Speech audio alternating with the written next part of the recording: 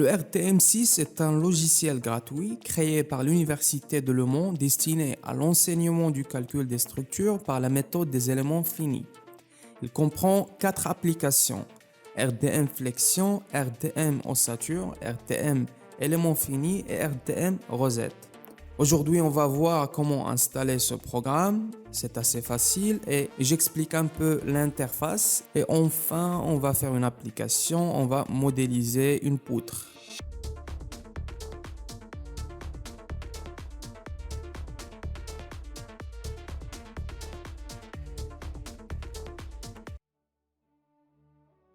Il suffit de taper RDM6 sur Google pour télécharger le logiciel.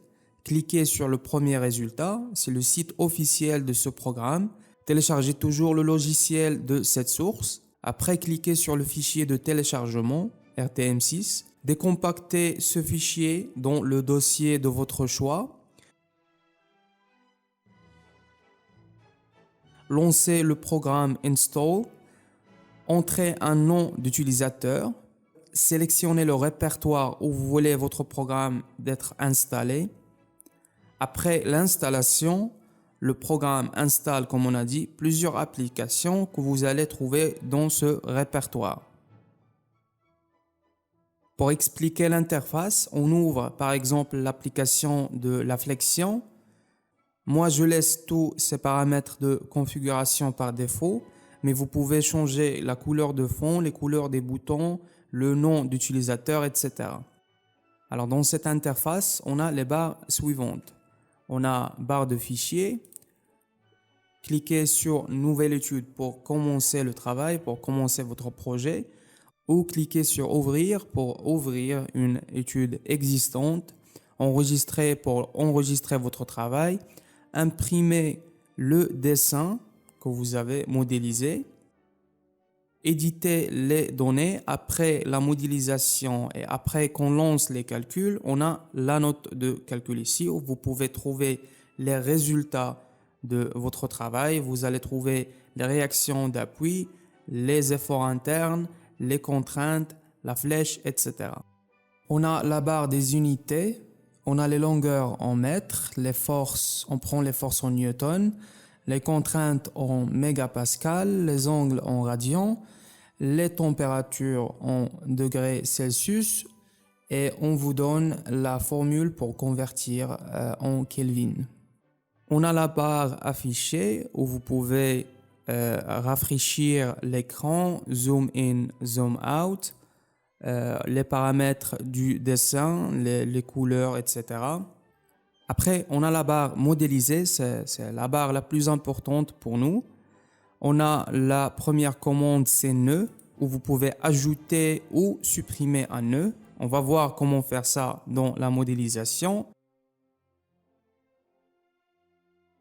Après, on a matériaux. C'est là où vous pouvez définir la nature de votre matériau, le matériau qui constitue votre poutre. Après, on a bibliothèque de matériaux. Ici, vous pouvez lire les matériaux déjà ajoutés et déjà définis par le logiciel. On a la fonte, on a le bois, aluminium, etc. Et on a une commande ici, bibliothèque de matériaux de l'utilisateur. C'est désactivé maintenant parce que je n'ai pas ajouté de matériaux. C'est votre bibliothèque, les matériaux que vous avez désignés et vous avez définis. Après, on a la commande des sections droites. On a les sections rond, carré, rectangle, plein et creux. On a les sections en I, les sections en T, les sections en U. On a des sections quelconques. Vous pouvez désigner ici l'aire, le moment quadratique, le module élastique, la fibre supérieure et inférieure de votre droite. Et aussi, on a une bibliothèque de profilés déjà ajoutée.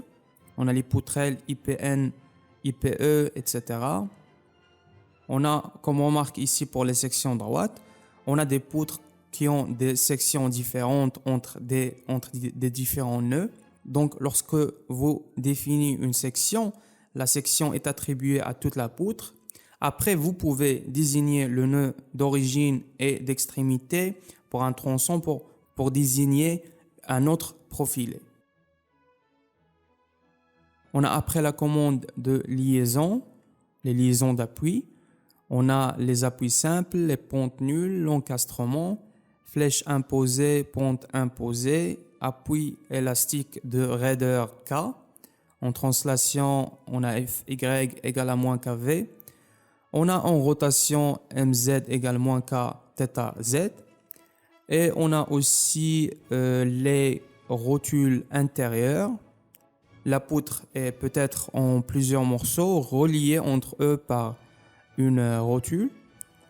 Donc il s'agit pour la poutre d'une liaison intérieure. En ce nœud, le moment fléchissant est nul, la flèche est continue et la pente est discontinue. Après, on a la commande des charges. Ici, vous pouvez définir la nature et l'intensité de vos charges. On a des charges nodales, des forces nodales. On a des charges concentrées Fy. On a des moments où on a des couples nodaux. Après, on a des forces ou des charges uniformément réparties et on a des charges linéairement réparties. On a des couples linéairement répartis. Alors, comme une remarque pour les charges uniformément réparties ou les charges concentrées, n'oubliez pas de mettre un signe moins, parce que si on prend une valeur positive, c'est une charge verticale vers le haut avec le sens des axes des Y. On va voir ça dans la modélisation.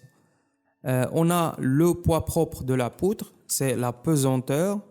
Si on clique ici, c'est-à-dire on prend en considération le poids propre de la poutre. Par exemple, si on veut changer la valeur de G, on clique sur paramètres du calcul.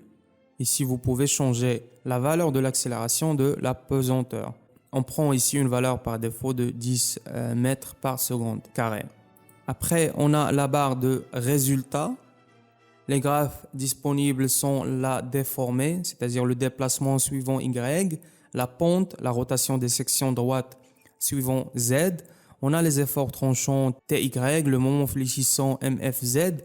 On a la contrainte normale sur la fibre supérieure et la fibre inférieure. On rappelle que la contrainte est égale moins Y sur IZ, l'inertie, fois le moment fléchissant suivant ZX. Et on a aussi les courbes iso-contrainte normale. Après, on doit lancer le calcul. On sélectionne la commande calculer dans la barre optimiser. Ici, on obtient les flèches maximales, les pentes maximales, les contraintes maximales. On a les limites à ne pas dépasser. Et aussi, comme une remarque, pour des sections droites de type IPN, HEA, le programme recherche dans la bibliothèque la section droite la plus légère qui convient. On a cette poutre à étudier, on veut la modéliser. Cette poutre est d'une portée de 9 mètres. La première des choses, c'est définir le nombre des nœuds. Les nœuds sont les points où on a une charge concentrée, un appui, un moment, une charge répartie entre deux points d'origine et d'extrémité. Alors, combien de nœuds on a dans cette poutre? On a les points A et P, on a des appuis. Et on a aussi la charge répartie entre ces deux points. Et on a deux forces concentrées sur X égale à 3 et X égale à 8. Alors, n'oubliez pas que les distances ici sont cumulées, c'est-à-dire pour nœud numéro 1, on a 0, c'est le point d'origine. Entre le point 1 et 2, on a 3 mètres. Après, on a 5, mais c'est 5 plus 3. Et le dernier point, c'est à 9 mètres de l'origine. Alors ici, on a le carcasse de la modélisation. On a l'axe X et l'axe Y. Et on a les distances entre les nœuds. Les distances sont en mètres. Maintenant, il faut remplir ce carcasse. Après, on définit le matériau. On a un matériau acier S235 dans cet exemple. Le module de Young est de 210 gigapascal ou 210 000 mégapascal. La masse volumique est 8 kg par décimètre cube. Et la limite élastique, c'est 250 mégapascal. Bien sûr, ces valeurs, ça dépend de votre projet, votre exercice. Maintenant, je définis ma section. J'ai une section IPE 450. Donc, je clique sur la bibliothèque de profilé. On a ici, alors on a IPE, OK, et on a 450. Maintenant, j'ai ma section de poutres. Après, je mets les appuis. On a deux appuis simples au point A et B.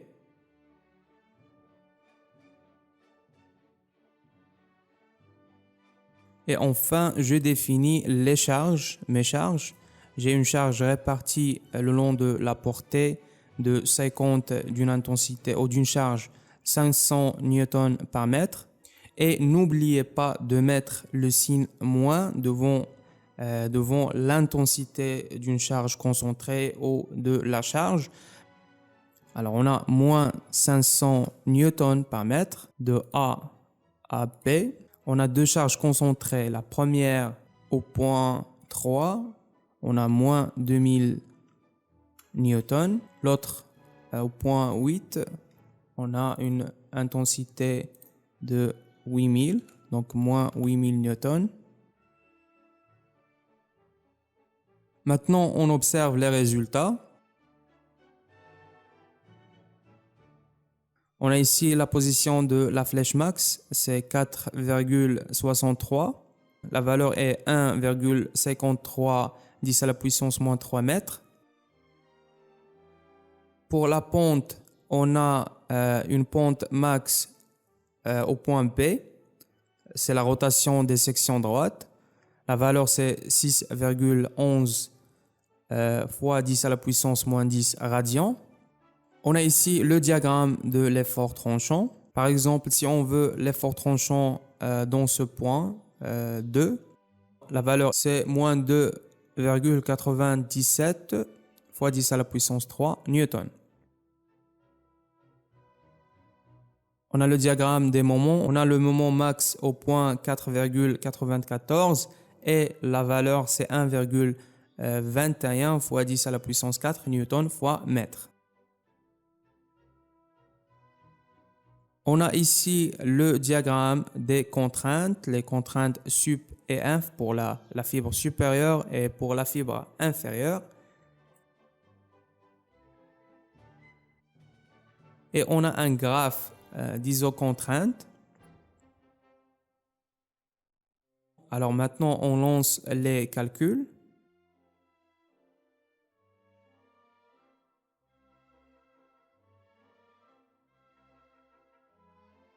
D'accord. On a la flèche maximale.